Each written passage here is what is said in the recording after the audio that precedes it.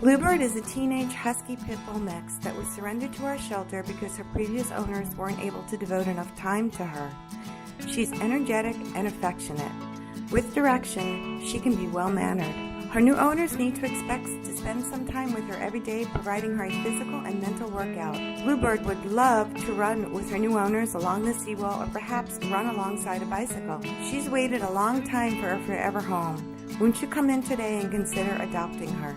Bucky is approximately 3 years old. Bucky was brought to us as a stray a couple months ago. Bucky is a relaxed, chill cat. Bucky appears to be in deep meditation and happy solitude when left alone. He absolutely loves treats and will come running when you jingle the bag. Bucky is an extremely clean cat also. He enjoys being talked to, petted, and held.